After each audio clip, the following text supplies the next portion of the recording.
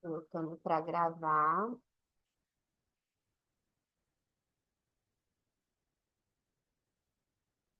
Para a gente ir iniciando.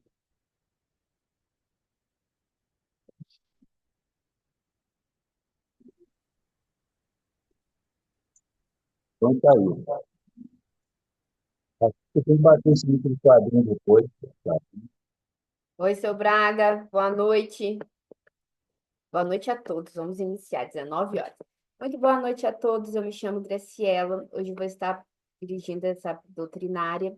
O nosso palestrante de hoje à noite é o Vinícius Leite. Ele nos trouxe o tema Páscoa e o Espiritismo. Eu peço a compreensão de todos. Vinícius está em viagem em Minas. Caso fale, né, a, a internet, a gente possa ter um pouco mais de compreensão que ele vai voltar para a reunião. Só esperar um pouquinho. A nossa leitura introdutória, né, nossa leitura preparatória da noite, é do livro Vinha de Luz, quer dizer, Fonte Viva, perdão, de Francisco Cândido Xavier pelo Espírito Emmanuel, a lição 44, Tenhamos Fé. Vou preparar-vos um lugar. Jesus, João 14, 12. Sabia o mestre que, até a construção do reino divino na terra, quantos os acompanhasse viveriam na condição de desajustados, trabalhando no progresso de todas as criaturas. Todavia, sem lugar adequado aos sublimes ideais que entesouram efetivamente o cristão leal, em toda parte, raramente, recebe o respeito que lhe é devido. Por destoar quase sempre da coletividade, ainda não completamente cristianizada, sofre a descaridosa opinião de muitos. Se exercita a humildade, é tido à conta de covarde. Se adota a vida simples, é acusado pelo delito de relaxamento. Se busca ser bondoso, é categorizado por todos. Se administra dignamente, é julgado orgulhoso. Se obedece quanto é justo, é considerado servil. Se usa a tolerância, é visto por incompetente. Se mobiliza a energia, é conhecido por cruel. Se trabalha devotado, é interpretado por vaidoso. Se procura melhorar-se, assumindo responsabilidades no serviço intensivo das boas obras ou das preleções consoladoras, é indicado por fingido. Se tenta ajudar ao próximo, abeirando-se da multidão, com os seus gestos de bondade espontânea, muitas vezes é taxado de personalista e oportunista, atenta aos interesses próprios. Apesar de semelhantes conflitos, porém, prossigamos agindo e servindo em nome do Senhor, reconhecendo que o domicílio de seus seguidores não se ergue sobre o chão do mundo. Prometeu Jesus que lhes prepararia lugar na vida mais alta. Continuemos, pois, trabalhando com duplicado fervor na sementeira do bem, à maneira dos servidores provisoriamente distanciados do verdadeiro raro.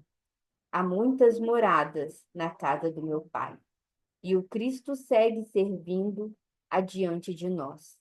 Tenhamos fé. Vamos para a nossa oração inicial. Pai de amor e bondade, aqui estamos mais uma vez diante de Ti, agradecendo por essa oportunidade bendita que nos deixe de nos reunir para novamente internalizarmos um pouco dos Seus ensinamentos de amor, fé, caridade, companheirismo, compaixão para conosco e para com o próximo. Que cada dia mais os Seus ensinamentos se façam na seara do nosso coração e tenhamos assim bases sólidas para caminhar com dignidade e avançarmos rumo ao Cristo. Que as palavras do nosso companheiro Vinícius possam chegar aos nossos corações, trazendo uma bonita morada, abrindo a luz que em nós emana constantemente, mas que muitas vezes nos deixamos apagar, nos deixamos entristecer pelas mazelas do mundo. Pedimos, Senhor, o seu auxílio para que mais uma vez nos ergamos renovados para a luta diária da semana que nos espera. Seja feita a tua vontade, hoje e sempre. Graças a Deus.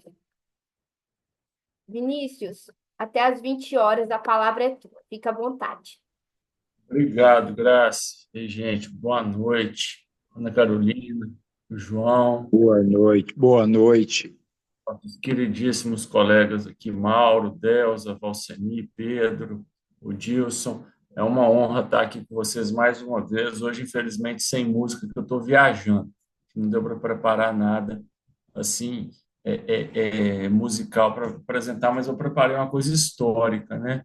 Porque quando a gente fala de Páscoa, a gente remete aí ao início do judaísmo, ao início aí do monoteísmo. Isso é muito interessante, porque a gente começa a ver o desenrolar e o planejamento aí da espiritualidade com essa questão da construção da religião na história e como isso toca nossos corações. Porque a gente, se parar para termos e pensarmos, é muito limitado a nossa visão sobre as questões religiosas, porque muito se fala na doutrina do tripé, filosofia, ciência e religião, mas quando isso estava lá nos primórdios, a religião estava embasada e misturada com todos os aspectos políticos, com os aspectos sociais como um todo. Isso regia desde o Estado, desde aí como que funcionava uma sociedade, os costumes, né, as leis morais, e isso estava tudo muito ligado com a evolução do nosso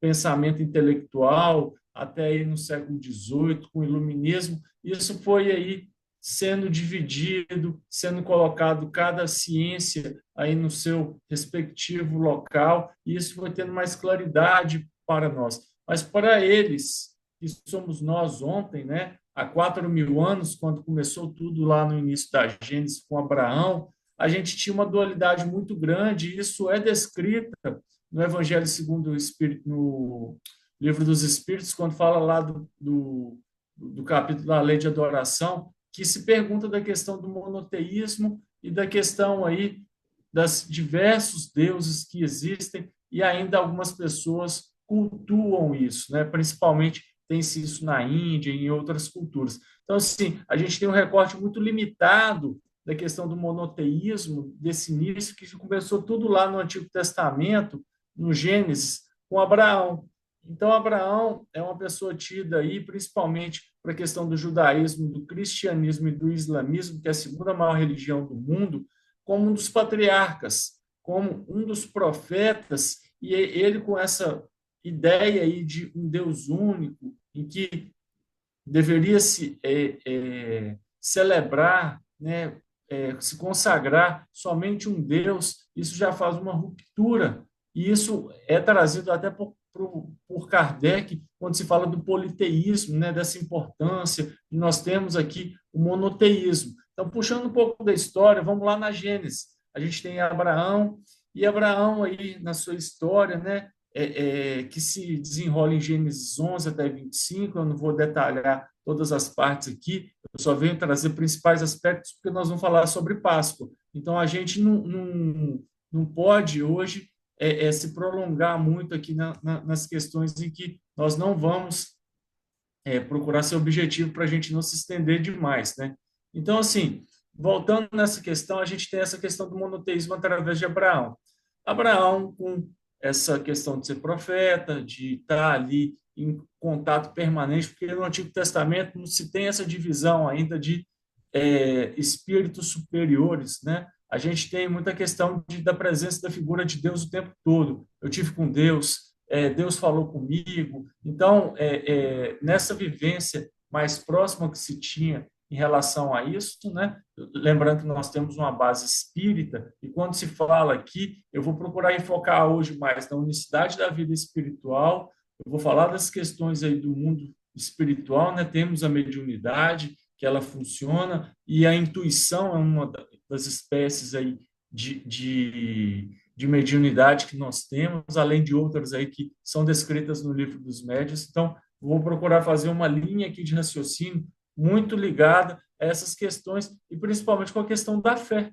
Né? Por quê? Porque quando falamos aqui de Páscoa, a gente tem aí uma questão de crucificação do Cristo, temos também ligação da Páscoa judaica, mas é importante entendermos esses elementos dentro aí dessa crença para chegarmos na doutrina espírita e tirarmos o verdadeiro significado que podemos aplicar no nosso dia a dia.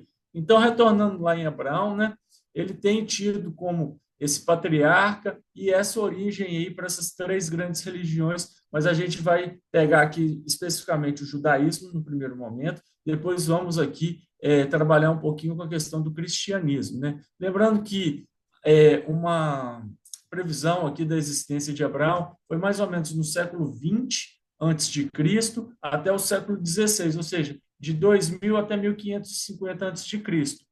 E aí, avançando, a gente tem a história do neto dele, de Jacó. Temos lá Abraão, seu filho Isaque, e temos Jacó aqui, que tinha como irmão gêmeo Esaú. Mas não vou ficar entrando nessas questões das brigas que eles tiveram, da separação depois do seu reencontro, que tem aqui nos capítulos 25 a 50, lembrando que Abraão está mais descrito nos capítulos 11 a 25 da Gênesis, né? Trazendo aqui a história de Jacó e por que ele é importante, porque Jacó ele tem uma luta com Deus determinada noite, algumas transcrições da Bíblia falam que é com um anjo que ele tem uma luta, e Jacó significa justamente lutar com Deus. Né? Ele lutou contra, lá que é colocado, mas é colocado que depois desse episódio, por isso que eu estou trazendo ele aqui, ele é chamado de Israel. E hoje nós temos o Estado de Israel, lembra que eu comecei no início falando que as questões políticas, religiosas, sociais, éticas, elas estavam todas ligadas, elas estão todas ali nessa época relacionadas, e a vivência é no dia a dia que isso acontece. E hoje nós temos essa separação, né? De ter um Estado laico, não poder ter interferência religiosa, apesar de ter respeito à pluralidade das crenças que se tem, mas voltando aí um pouquinho de Jacó, misturando o presente com o passado, né? Ele foi justamente depois dessa luta que se teve aí com esse anjo ou com o próprio Deus, com cada um achar melhor ver, que isso é um significado somente simbólico, ele foi chamado de Israel. E através de Israel, ele teve 12 filhos. E aí vence nessa questão que se coloca as 12 tribos de Israel. Então, temos Abraão, patriarca, monoteísmo, temos Jacó, aí com essa ampliação aí da sociedade judaica com as 12 tribos, e ele é pai de José, né? E José, ali pelos seus irmãos, por ser um dos filhos mais novos, ele é vendido e vai para o Egito.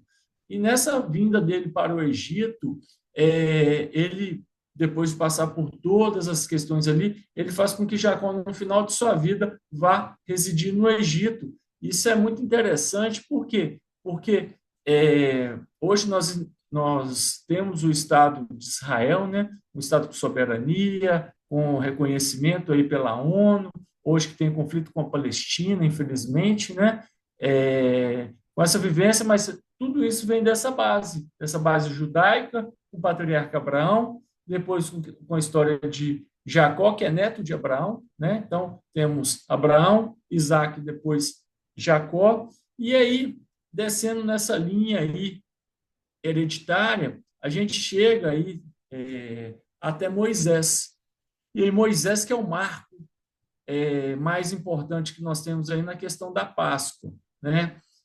Mas é interessante trabalharmos essa linha, porque você vê aqui aí, de 2000 anos até aí o nascimento de Moisés, que vai passando aí mais ou menos uns 1500 antes de Cristo, até um pouco antes, como que a sociedade judaica cresceu, né? Que aquelas tribos pequenas, porque antes era uma família, só um pai com um patriarca, né? Isso não está distante da nossa sociedade, que nossa sociedade no início do século XX, que é 1900, ainda era uma sociedade patriarcal, em que tínhamos a figura do pai, né, com pátrio poder, que ele tinha ali uma representatividade, ele mandava naquilo. O reconhecimento das mulheres na sociedade é uma questão recente, de quase 100 anos para cá.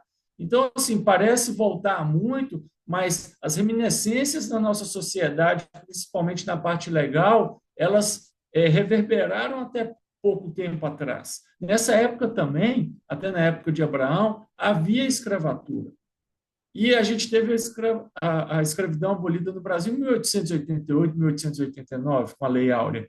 Então, é importante a gente ver isso, que como uma coisa de 4.000 anos atrás, ainda reflete no nosso dia a dia, e como é bom a gente parar e refletir sobre isso, principalmente aqui que nós vamos abordar a questão da Páscoa, para a gente ter essa mudança interior, de como que o Espiritismo pode nos proporcionar essa reflexão, como que o Espiritismo pode nos proporcionar um ambiente sadio para a gente florir o nosso coração com o amor que Deus quer para nós. Porque a espiritualidade nos acompanha desde o início. As pessoas naquela época éramos nós em outra encarnação. Se não estivéssemos aqui, ainda estávamos em mundos outros para sermos trazidos para cá para vivermos essa evolução que nós temos, né? Lembrando aqui, hoje a base que nós vamos ter da doutrina é a unicidade da vida espiritual. E aí, avançando um pouco mais, né, já que falei de Jacó, trazendo agora um pouquinho mais para Moisés, a gente tem que Jacó é o bisavô aqui de Moisés. E aí a gente tem temos aí vários patriarcas, né? Vários aí profetas, Jacó, Abraão e agora Moisés. Moisés, principalmente saindo ali da região de Israel, do Oriente Médio, indo agora ali para o Egito, já que José trouxe o pai dele, Jacó, para morar junto com os irmãos naquela terra, e José tinha muita influência através do faraó da época.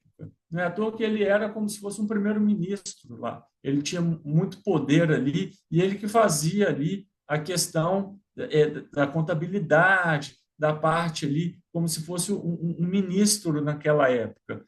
E o que acontece?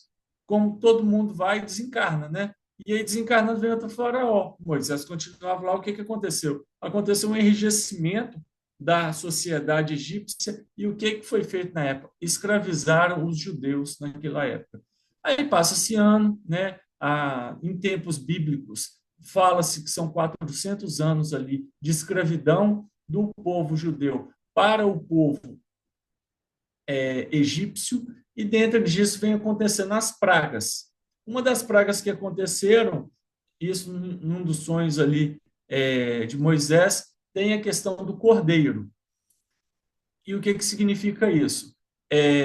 Fala-se que era para pegar o sangue do cordeiro e pintar ali na porta, e que o primogênito de quem passasse ali o sangue do cordeiro em sua porta ia ficar com seu filho ali resguardado, porque ia ter uma praga que ia matar os primogênitos ali das famílias, e as famílias judaicas que fizessem esse sinal iam ter seus filhos poupados. Isso daí foi uma simbologia muito grande para o povo judeu na época, e isso é um dos dois grandes marcos que se tem da questão mosaica aí para simbologia judaica do Antigo Testamento, dessa questão da Páscoa, que na sua tradução quer dizer passagem, que é uma passagem. E esse nome passagem tem a ver depois com a questão da atuação de Moisés na libertação da escravidão do seu povo judaico em relação ao povo egípcio, em que eles fogem, e essa narrativa é conhecida largamente aí em Êxodo, né, em que eles atravessam o Mar Vermelho, que Moisés abre, e depois eles passam 40 anos para chegar à terra prometida, que é Canaã, que está mais ou menos aqui onde que eu pesquisei.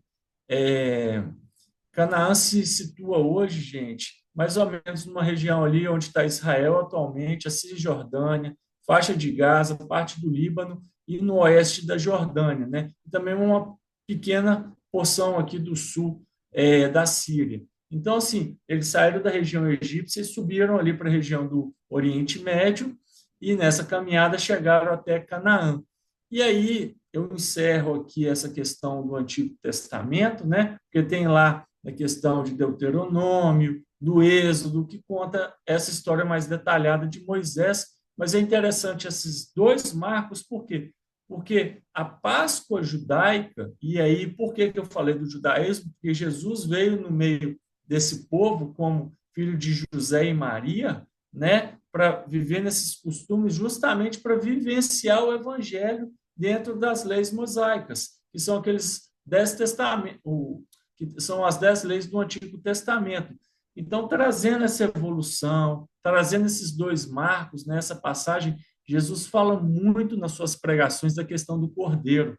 E é interessante a gente ver isso porque na literatura espírita que nós temos, é conhecido, isso está também no Novo Testamento, principalmente na descrição de João, que Jesus está conosco desde o começo, desde lá do início da formação planetária. E fazendo um paralelo aqui na doutrina, em que a casa do meu pai tem muitas moradas, né? Aí você vê que um espírito já evoluído, um espírito já puro dentro da perfeição relativa que nos é proporcionada aí pelo espírito, né? Porque a perfeição total é só Deus mesmo. A gente consegue ter aí um irmão já na sua plenitude da evolução espiritual e que ele usa essas narrativas da questão do cordeiro e da questão da passagem dele, né? Porque é uma passagem que ele teve conosco aqui numa vida, nenhuma encarnação, que ele não precisava fazer isso, mas Deus o escolheu para exemplificar isso para a gente e para a gente ter essa vivência. E o que acontece? A gente chega aí já no Novo Testamento, em que Jesus passando, né, já que tem essa questão do passage, que é da Páscoa, e que é o nosso tema principal de hoje, ele, nas suas narrativas, ele vai lá, isso está aí no Evangelho, está na questão das narrativas evangélicas do Novo Testamento, está no livro também Boa Nova, em que ele vai seleciona seus discípulos, os apóstolos, e aí faz essa continuidade, em que ele, o tempo todo, ele fala que ele vai ter um momento ali da vivência e que fala também que ele vai deixar os apóstolos em determinado momento. E esse momento coincide com o momento histórico da Páscoa, em que nós temos aí, semana passada teve Domingo de Ramos, em que vem a entrada triunfante dele, em vez de ser um cavalo alado com a espada, aí para ser o rei dos judeus, para ser aí um rei da guerra, ele entra montado num burrinho em que se tem vários ramos, em que ele é festejado, em que ele transparece a humildade em vez de transparecer a imponência, o poder que o Estado ali rogava para ele derrubar um império romano que naquela época conquistava toda a Europa, o Oriente Médio e o norte ali da África, né? Um império que durou muito tempo.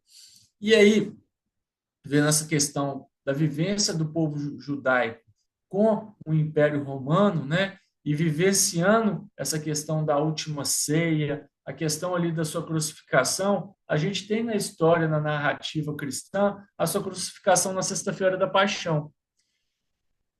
Em pleno ali semana de vivência da Páscoa judaica, na sexta-feira eles perdoam Barrabás e optam pela crucificação do Cristo. E aí, primando na questão da unicidade da vida espiritual, depois do terceiro dia, já no segundo dia ele aparece para Maria de Magdala e no terceiro dia ali ele faz a aparição ali para os apóstolos de maneira mais ampla, em que ele já está preparando ali a transição dele até chegar ali no último capítulo da Boa Nova, os 500 da Galileia, né? Em que ele faz toda essa preparação aí da vivência, de como será a continuidade do cristianismo como um todo. E isso coincide muito com a questão da cultura católica, né? Porque depois que tem Pedro, da fundação da Igreja Apostólica Romana através do papado, né, em que Pedro é o primeiro papa, Pedro significa pedra, a pedra fundamental,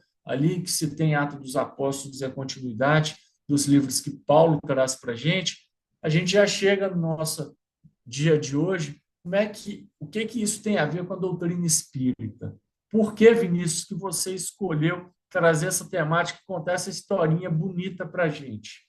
Que isso tem a ver com a questão aí judaica, com a questão aí católica, mas não bate na gente, porque a gente não acredita em ressurreição, a gente trabalha com reencarnação, a gente trabalha com pluralidade de mundos habitados, mas isso tem toda a ligação, por quê? Porque a gente é monoteísta, a gente acredita na vivência de Deus, então isso tem total ligação com Abraão, uma preparação, porque a evolução não dá saltos. Ela começou lá atrás, ela começou lá no judaísmo, e ela veio perpassando, só o que acontece? A gente tem seres humanos aqui em mundo de prova e expiação. Quando Jesus veio, foi a transição de mundo primitivo para mundo de provas e expiação. E aí a gente vê uma vivência de 2000 anos, onde a gente está na transição de mundo de prova e expiação para mundo de regeneração. Então, a gente tem ali aquele determinado nível espiritual que éramos nós ontem. Não apontemos achando que a gente é bonzinho, a gente já foi aquele terror, a gente ia para os estádios lá, né, que eram lá o Coliseu, para pedir que as pessoas fossem mortas, comidas por leão, e achava aquela selvageria uma maravilha. Era um festival público.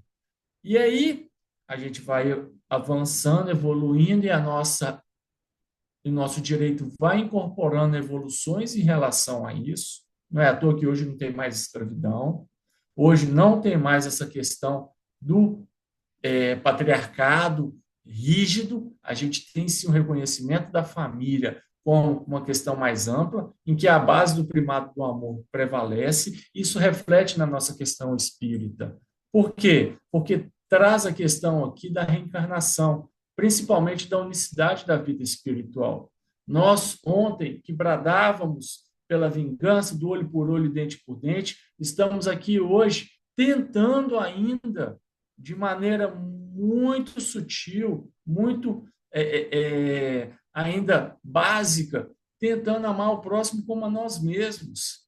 Então, fazendo essa evolução, fazendo essa questão aí, em que nós não queremos mais ali o perdão de Barrabás, mas sim um Cristo redivivo, um Cristo que ele esteja conosco, que é o nosso governador espiritual da terra, em que ele trabalha até hoje, e a leitura traz isso, introdutória. Tenhamos fé, porque o Cristo está lá na frente. Ele vem abrindo o caminho para nós há muito tempo, não é só 2000 anos, não. É há 4,5 bilhões de anos preparando a casa terrena para nos receber.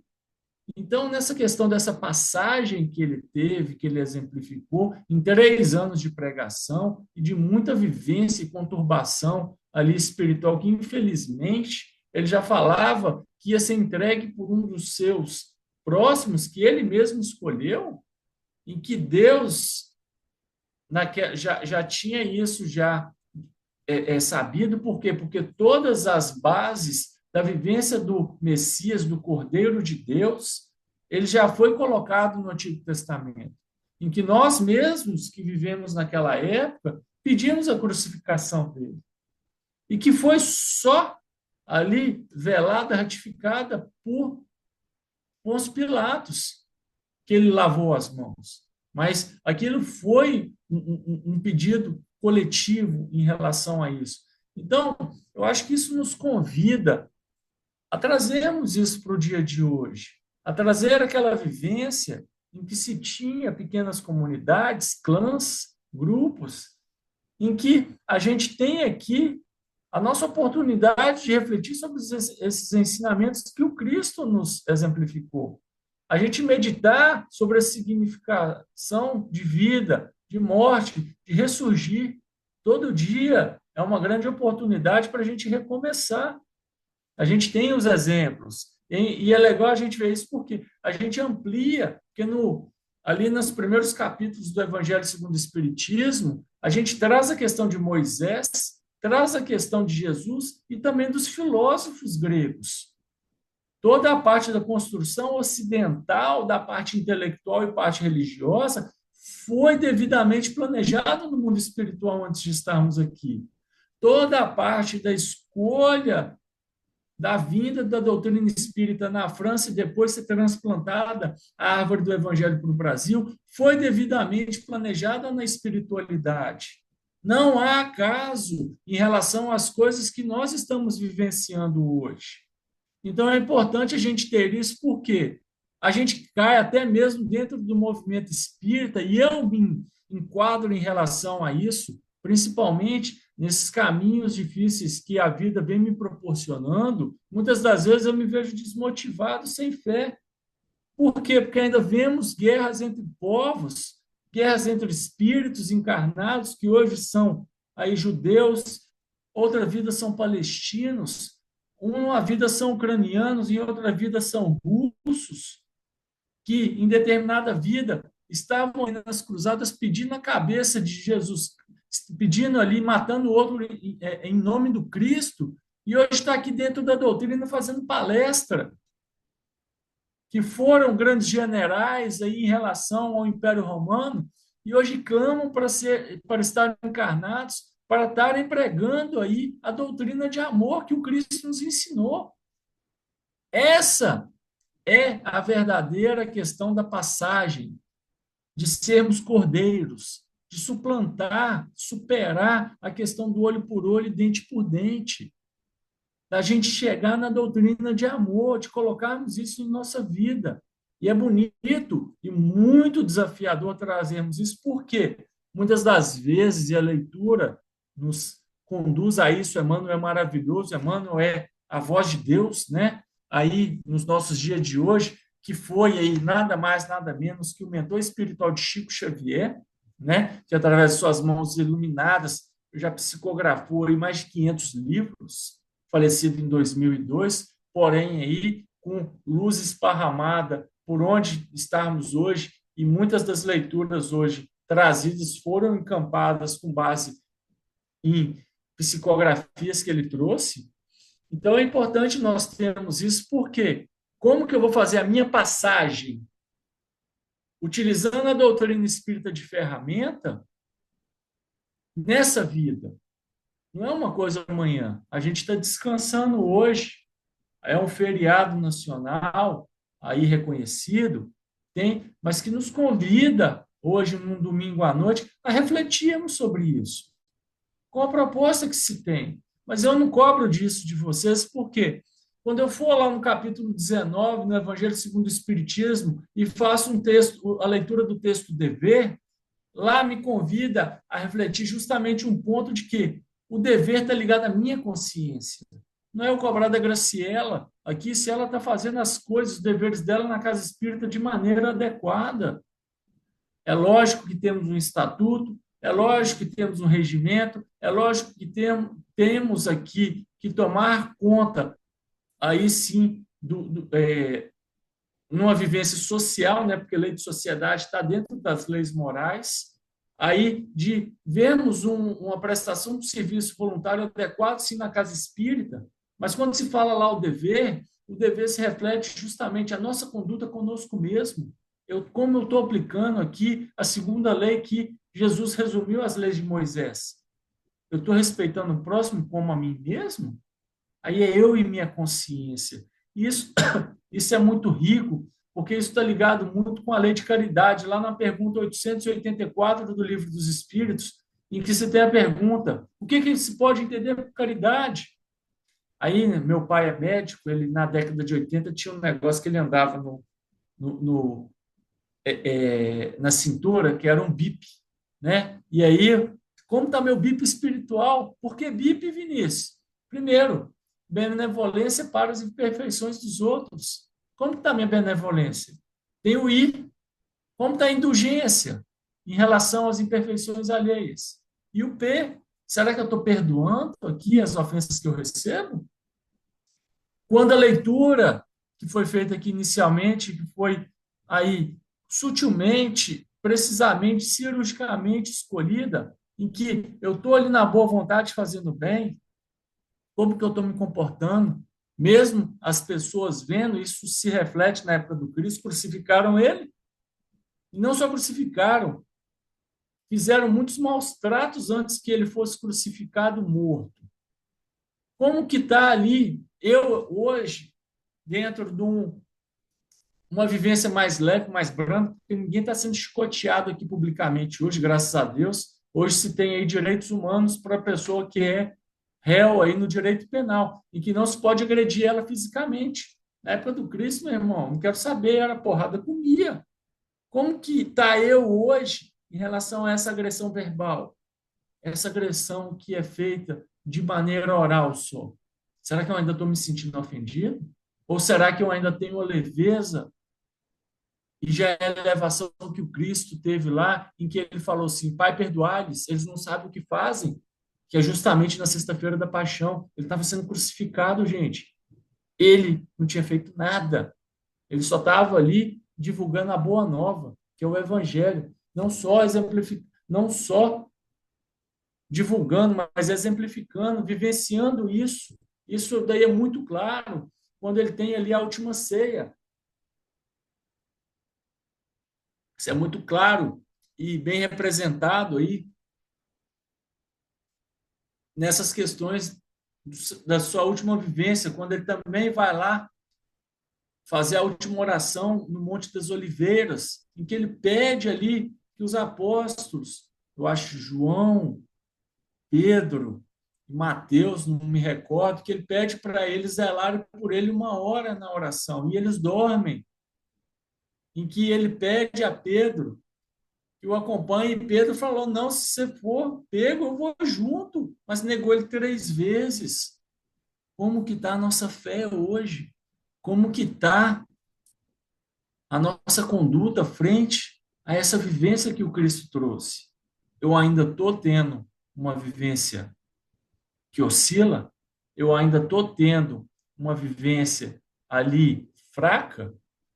Então, é interessante de ver porque essa vivência da crucificação, ela foi muito forte, ela foi muito característica e Deus fez com que ela acontecesse justamente para tocar nosso coração, para que isso, e é visto ainda muito como uma vergonha que foi feita do Cristo ter aceito isso, mas isso foi uma maneira de estar tatuado em nosso espírito. E nós estarmos podendo falar disso, isso tem muito a ver com fé. Como anda a minha fé? Ainda é um grãozinho de mostarda? Eu estou cultivando e irrigando ela de maneira perene, porque toda plantinha que não é cultivada, ela vira igual aquela oliveira lá que o Cristo condenou ela a que ela secasse. Depois que ela seca, ela vira ali madeira para o fogo. E aí vem a questão da dor. E aí, será que eu estou frutificando através do amor? Ou eu estou escolhendo a dor ainda para evoluir como espírito? Lembra que eu falei que o foco de hoje é a unicidade da vida espiritual? E aí, vai ficar esperando ainda ter uma fé fraca, uma fé que ainda oscila muito? Ou você vai ter uma adesão inteligente, consciente aos princípios da doutrina espírita? Então, assim, é uma reflexão muito forte que é colocada, e eu acho assim, apesar de tudo dela ser muito rica, porque é um convite que é feito para nós dentro da doutrina, porque aqui a gente não vai numa missa compartilhar ali uma hóstia, que é o corpo do Cristo, tomar ali um pouco do vinho, do suco de uva, onde que é colocado que é o sangue, que é justamente essa ligação da última ceia, de que é toda uma simbologia que é feita, mas sim um convite interno dentro do nosso coração para ver como que eu estou ali vivenciando esses princípios que a doutrina nos propõe. é muito rico, mas também ao mesmo tempo é muito desafiador. Ela é muito assim cativadora, porque é uma construção de dia a dia, é uma construção de eternidade. Então, quem está aqui já com desculpa, estudar não é para mim, trabalhar não é para mim, você está no lugar certo. Por quê? Porque a doutrina espírita nos convida o trabalho no bem, nos convida aqui a questão do estudo e da prática diariamente. Gente, o que eu vou falar aqui pode chocar muitas vezes. Mas Jesus já é espírito puro. Jesus continua aprendendo até hoje. Tem coisas, por exemplo, Jesus não cria espírito, quem cria é só Deus. Jesus sabe trabalhar com a matéria. Ele está aqui desde o início, desde lá da condensação ali, da matéria cósmica, até formar um planeta. Sim, ele estava.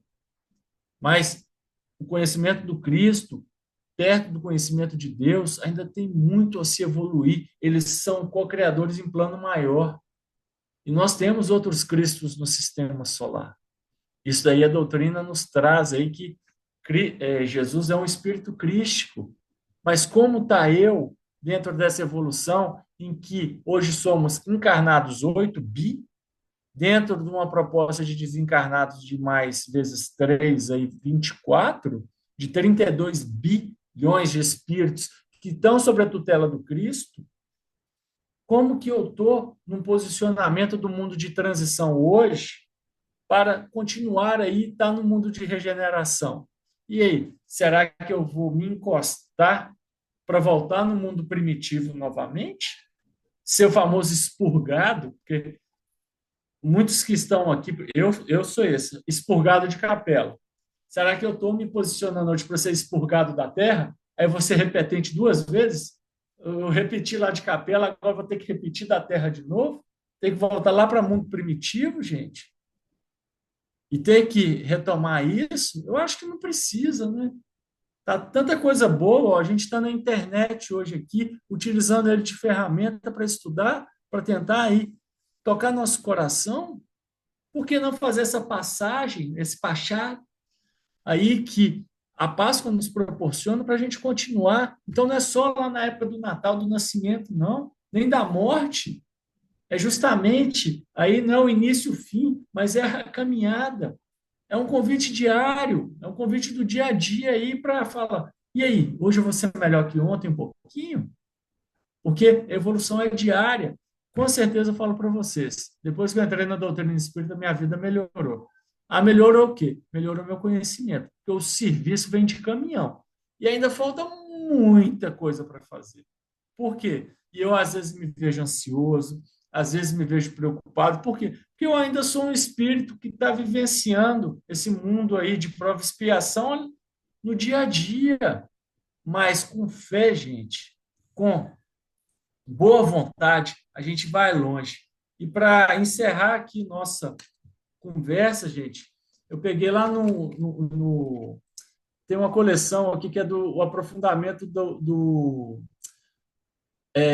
das leituras básicas que nós temos aqui da doutrina espírita. E temos aqui o Espírito de Verdade. Tem outros, Religião dos Espíritos, que faz o aprofundamento aqui, que é uma outra coleção. Ó.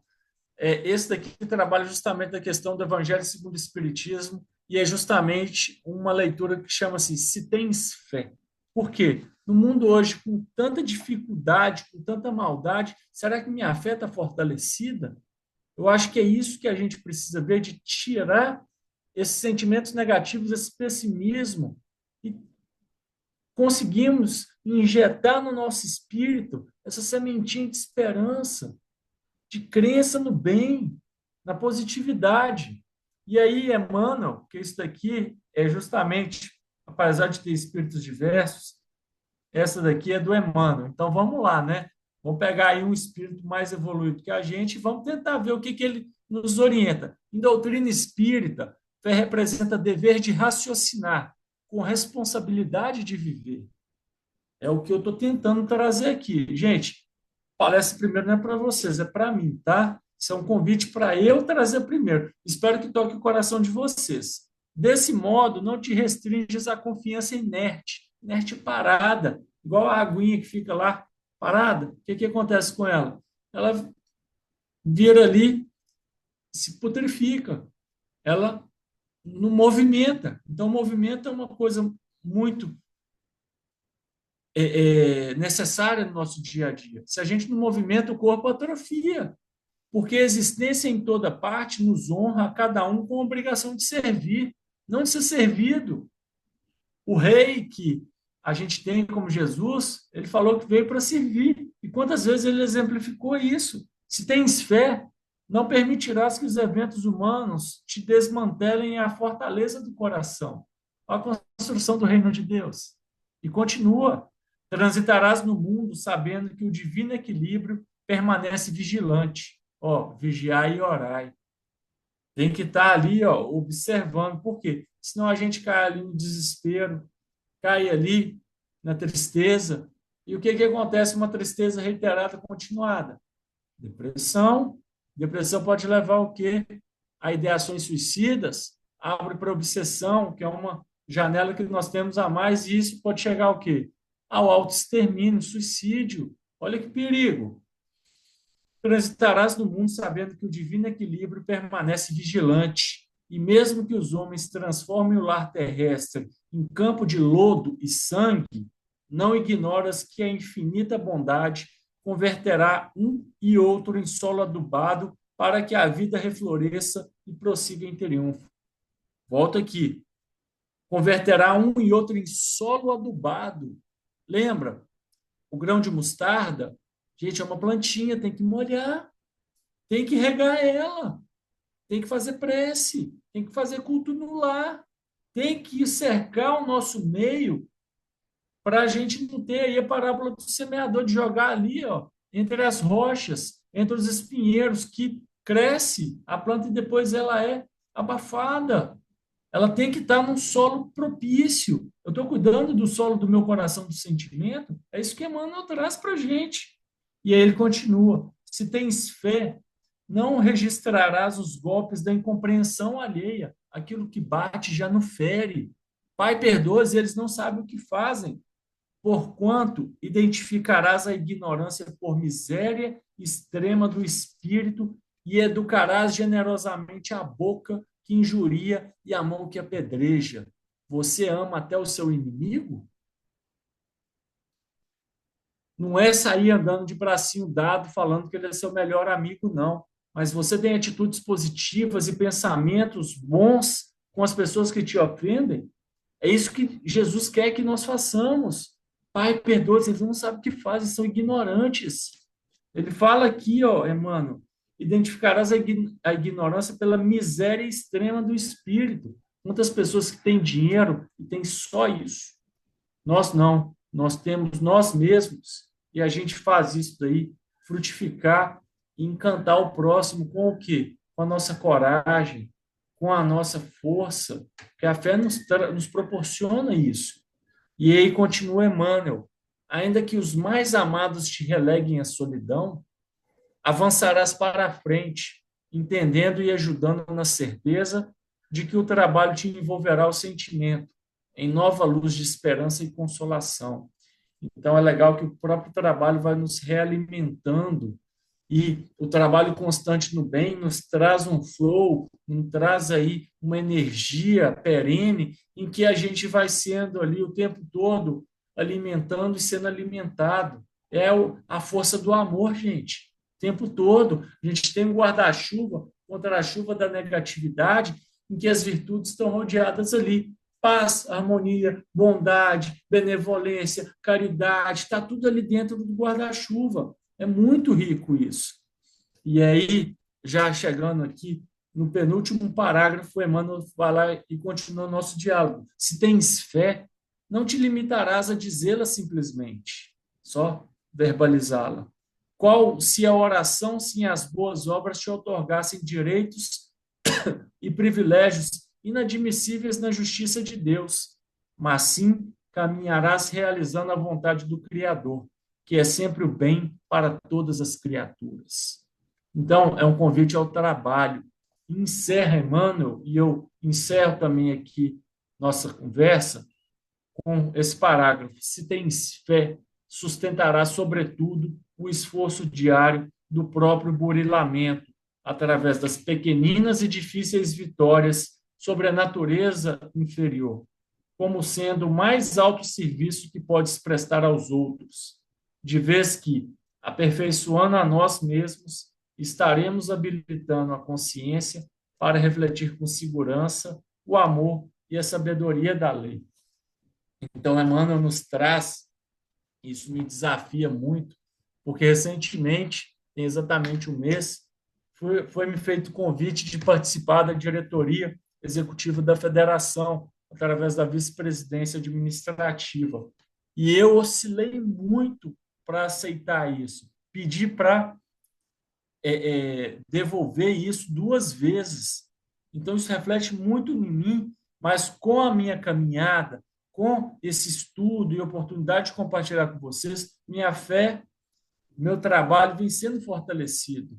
Isso é muito importante, gente. E aqui eu conversei com a Graça, e ela, se eu falar aqui alguma coisa ofensiva, vocês me perdoem, mas a Graça, ela me confessou que se não fosse o trabalho constante no bem, e aí você sabe que quem foi o marido dela, que foi o Eliomar Burgo, né? Eliomar Cipriano, que é uma pessoa queridíssima, um trabalhador maravilhoso, se não fosse um trabalho no bem, ou seja, essa perseverança, ela teria fraquejado, entregado ali os pontos. Lá no velório, por isso que eu estou falando essa questão, ela chegou de maneira muito espontânea, me abraçou e falou assim: Vinícius, o que eu vou fazer? E a mesma Graça que eu encontrei essa semana, sábado passado, lá pós-evangelização, em que ela e o Adelson foram pegar ou entregar mais um certificado de uma casa de adesão ali na Grande Vitória, em que ela me falou: Vinícius, se não fosse o trabalho constante no bem, eu teria entregado os pontos. É um ser humano como nós, passível das suas vicissitudes. Então, assim, o exemplo está do nosso lado, gente. O exemplo vem através de uma palestra, espero que eu tenha tocado o coração de vocês um pouco, porque esse estudo me fortalece mais ainda na caminhada, no empreendimento, que é ser empreendedor, essa proposta que me foi feita dos próximos 3 anos. Então, assim, que Jesus nos fortaleça, nos dê fé nessa nossa passagem, nessa nossa Páscoa encarnatória, para que a gente saia daqui, pelo menos pós-desencarne nosso, um pouco mais fortalecidos do que quando a gente veio interar. Obrigado, Graça, pelo convite. Que Deus abençoe a todos. Nós que agradecemos, Vinícius, por ter aceitado o nosso convite. Está em viagem, mesmo assim, pegou o trabalho. Muito obrigada. Meus queridos, Páscoa e Espiritismo. Eu dou aula no sábado para as moças na evangelização, né, das senhoras, e elas me perguntam muito isso. O que que a Páscoa tem a ver com o Espiritismo, né? O que que a Quaresma tem a ver com o Espiritismo? Que são perguntas que para nós já está respondido, porque a gente estuda a doutrina, mas para outros de fora, eles não compreendem que nós estudamos também a vida do Cristo, igual eles estudam em qualquer doutrina. Que a nossa caminhada começou lá 4.000 anos atrás, junto com eles. E hoje nós temos um esclarecimento que muitos ainda não conseguiram adentrar a essa verdade, a essa luz. Mas nós não somos presos a dogmas. Participamos dos feriados junto com eles? Sim, mas nós não temos aqueles rituais de batismo, né, de consagração. Nós não temos isso. A nossa maior consagração, o nosso maior batismo é a comunhão da oração, que nós sempre fazemos com o Cristo, nos elevando com Ele e com toda a espiritualidade amiga que está junto conosco o tempo inteiro, esperando apenas um pensamento positivo para vir em nosso auxílio. Nesse momento, Vamos para a oração final. Eu vou pedir a Inês para nos conduzir em prece final, por favor.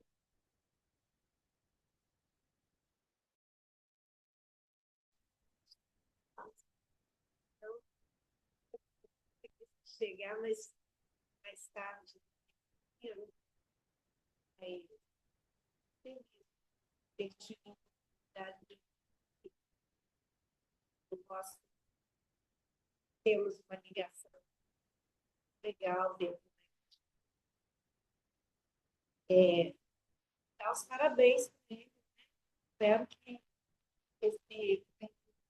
a atividade dele dentro da federação seja maravilhosa, seja para maior compreensão, melhor entendimento da vida, propósito, e principalmente dos propósitos desse que é a federação.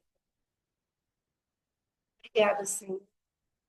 Obrigada de estarmos aqui presente neste momento e agradecemos a oportunidade de estarmos reunidos, encarnados,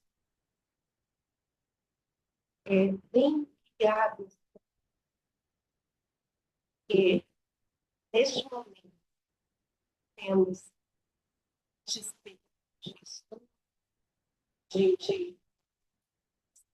estar buscando entendimento, nós estamos ligados a estes autores que nos orientam e os nossos próprios mentores. Posso, neste momento, estar nos abençoando, qualquer dos nossos pais, todos aqueles que estão presentes,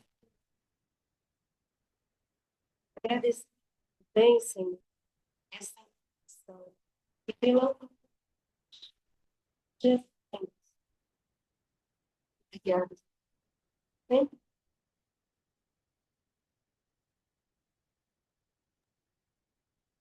Gente, boa Páscoa a todos, finalzinho de Páscoa. Até o próximo domingo. Boa semana a todos. Aproveitem o feriado aí da manhã. Até. Beijão. Beijo, boa noite.